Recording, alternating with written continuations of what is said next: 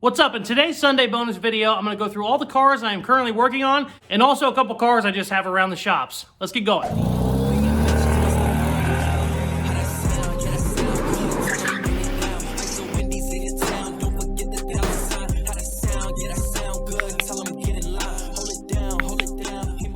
going to add, before we get started here today, I have a P.O. box, and before I had a P.O. box, I had 50 or 60 people tell me they wanted me to send me stuff, and I didn't have a P.O. box. I finally got one a month or two ago. So if there's anything you want to send, please send it. I think I'm going to start doing a sticker collection from other shops. So if you have a shop and you want to see your sticker on the channel, please send it to me. I think I'm going to do them here on that pole at this shop, and then at the home shop, I think I'm going to start putting them on my garage door. It'd be kind of cool. So send me some stuff. I'm going to start off with the two that you guys most likely already know. This is a 1955 Ford truck. I built this here on YouTube for under $1,000. I got done with this build, I don't know, 4 or 5 months ago. Listen, you two are going to make a baby. You don't know it yet, but you're going to make a baby. You're going to be the bottom and you're going to be the top.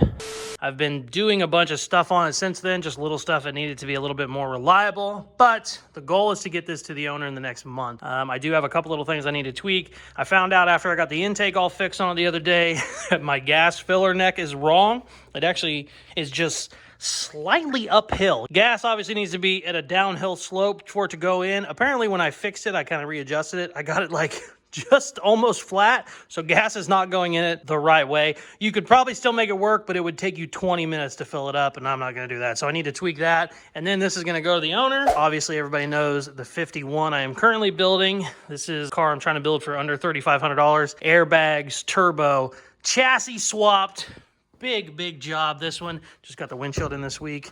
That video will be coming out on Tuesday. But let's show you what else I got around the homestead, and then also we will go down to my other shop where I actually work for a living. Fun fact, it is currently freezing and it's getting ready to start snowing again, so that's fun. This is a 50 Chevy. I built this thing like 12 or 13 years ago. I ended up getting it back as a payment from a build I did on a Big Bertha, this crazy thing. I actually put this on a 90s Camaro. It's all Camaro on the inside. Use the Camaro chassis and everything. This thing hauls ass. It's a lot of fun. This was a giveaway as well. This one's already gone, but the owner is in Canada and he's having some shipping issues, and I think he's actually looking to sell it now because the shipping is like $7 grand or something crazy. So I might be selling this one. I might also buy it back from him. I'm not sure. I kind of love it, but the work is not up to my current quality, but it's a good, you know, fun car. This is my beautiful Porsche 930 kit car, racing body, whatever you want to call. They made these from like 85 to 86. They were doing it as a kit car, but Porsche ended up suing them for copyright infringement because usually a kit car, whenever they have them, they have to tweak the original look. Whereas like most of these kit cars you see, the fenders will be 3 inches longer or something will be different about it. These apparently were molded directly off a body and they didn't change anything. So Porsche sued the shit out of them, naturally. They tried to make them in kit cars for a little bit. Whenever they got sued, most of the kit cars turned into racing bodies by, I think, by Kremer Racing is who bought them. And they basically just used them for race cars where, you know, you'd wreck it, put a whole new quarter panel on it because they just had all these parts. I was lucky enough to pick this up in a storage unit. The guy didn't really know what it was, but he had a bunch of paperwork from it. He owned it since like 1990 and it was in storage for like 30 years. I picked it up super cheap and I started doing some of the builds here on YouTube, but I wasn't doing YouTube very seriously back then. So there's only a couple videos of it, and they're not great videos, but I put it on a Volkswagen body. I ended up welding 2 Volkswagen pans together. The back end is like a 71, and the front end was like a 60s model. I did that so that the front end is easier to lower on the older models. That way I could just kind of lay it on the ground. And then same thing with the rear. The rear, I wanted the more modern setup, independent rear suspension, all that fun stuff. But I put a custom 1957 Chevy truck dash in it, and we did a turbo build. It's got a way too big of a turbo on it, but it's a lot of fun. Big plans coming up for this one. It's going to be a ways away because we're going to really dig into the Mustang build down at my other shop. But this one is just on the back burner. We got some fun stuff coming up for this one. This is like probably the coolest car I own, and it's upsetting how much it sits. I don't really drive it that much, but hopefully we change that in 2022. This is my beautiful shop truck, 1955 Chevy. Put this on an S10. probably 5 years ago. I've been daily driving it since. This is a truck I drive every single day, and it's a bitchin' little ride. I've got some videos here on YouTube, but probably not a ton. Also, fun fact, Von Mex pinstriping, he did that like 2 or 3 years ago. I've just had him come back to do the 51 last week, but I love this truck. I just beat the living hell out of it. It's been repainted like 5 times. I think I did a video on it the other day, but yeah, this is my baby. So I'm gonna eat some lunch, then we're gonna come out and buzz down to my other shop. It will most likely be snowing and 30 degrees colder in an hour. They're saying on the weather, but we'll see how that is. So talk to you in a second. Funny story, my heater quit working in my 55 and my window broke at the same time. So we're sending it, baby.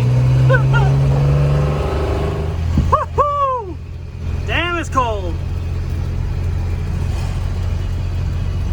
Look at the snow coming through the window. Son of a bitch. We are here. I'm not gonna lie, that was extremely cold. Let's go through the builds. First one is this beautiful 1965 Mustang. This is actually gonna be our next build here on YouTube. It's gonna be my next build series. I have a ton of cool stuff coming for this and a lot of really cool details I can't get in yet, but it's gonna be a giant build. Got some really cool people involved. Very, very excited for that. Please stay tuned. This was the Corvette I was gonna use for it. I got this free C5 from a guy on Facebook Marketplace. I was gonna put this on that, but I've decided to go a different route. I'm gonna go with like a 2011 Mustang with a Coyote motor because one of the companies I'm working with, they have a lot of hop-up stuff for a Coyote motor. I'll just leave it at that. So don't need the Corvette anymore. We're gonna get rid of it. Let's go inside. Every other car in here is a customer car other than my Model T. 72 Suburban. This is completely airbagged. Bodywork paint. I replaced basically the bottom foot all the way around it, all brand new because it was really rusted. Brand new motor, brand new transmission, brand new drive shaft, everything. This has been a long build I've had, but we're almost at the finish line. Very excited for that. This is a 65 International. You guys have seen some of this on YouTube. This is also a customer car. I am putting a Caprice front clip on it, kind of like Pudding did his. We asked him a bunch of questions before we got started on this one, and he told me basically what he used and how it worked out. So I think this was like an 85 Caprice or Impala. I don't remember, same thing, but made all that mount to the International frame. I still got some work to do. And then we used the rear end out of the Caprice as well and just made new mounts for it and stuff. So this is actually moving along very well. All new floor. Still got some more welding to do, but she's moving along pretty good. Got the steering and stuff done. Got some brakes done on it too.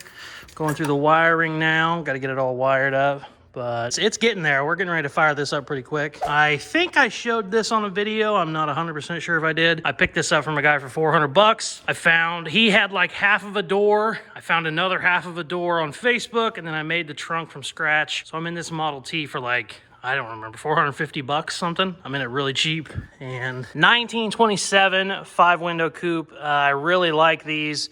They're neat as hell. The 26 to 27s really kind of had their own style.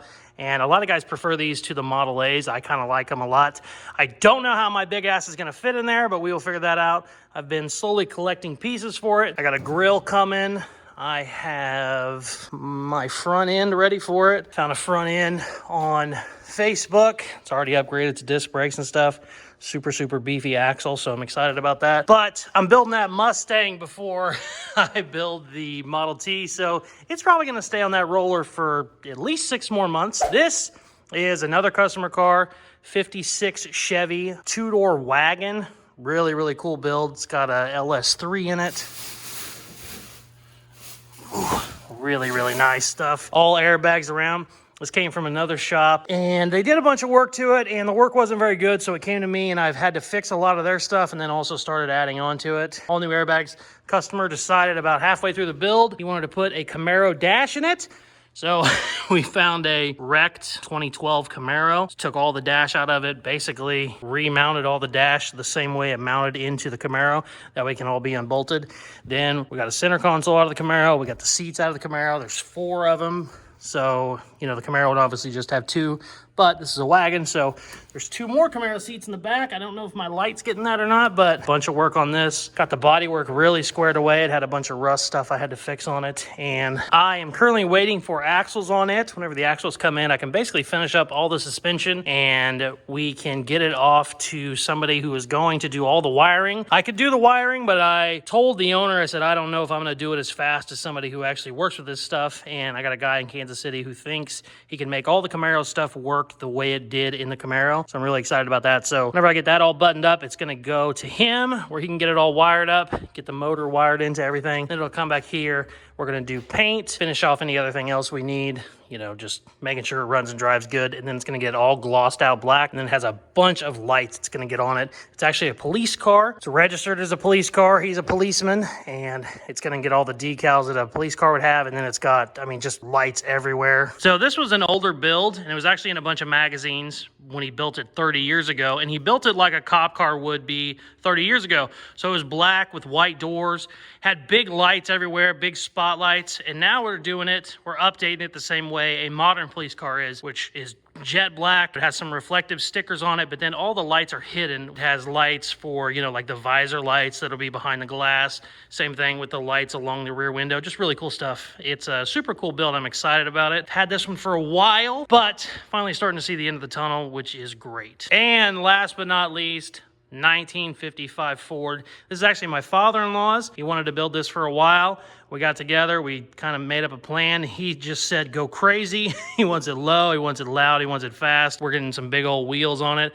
I basically have built everything from scratch from this. Built the frame from scratch. It's got a 4-link, it's got a Mustang 2, brand new motor, brand new transmission, brand new everything.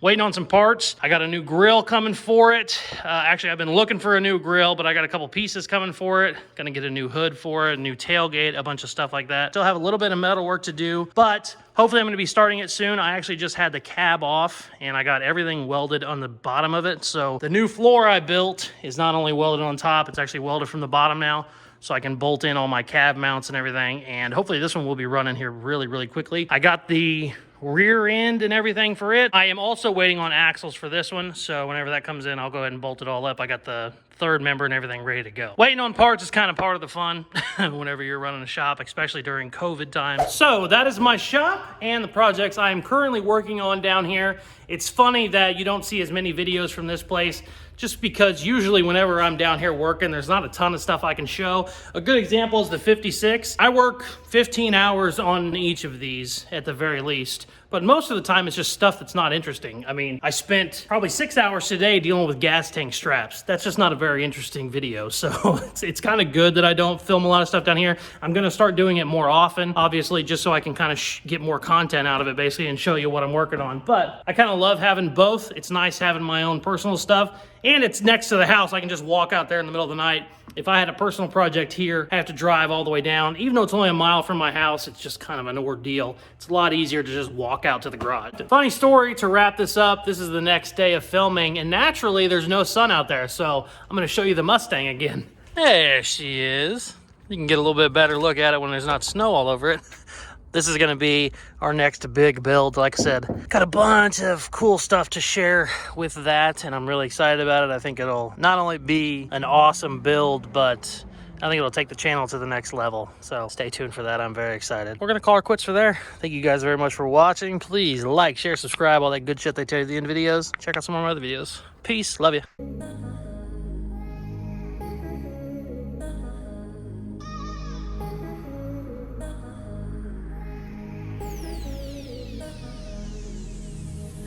I've really been addicted to you.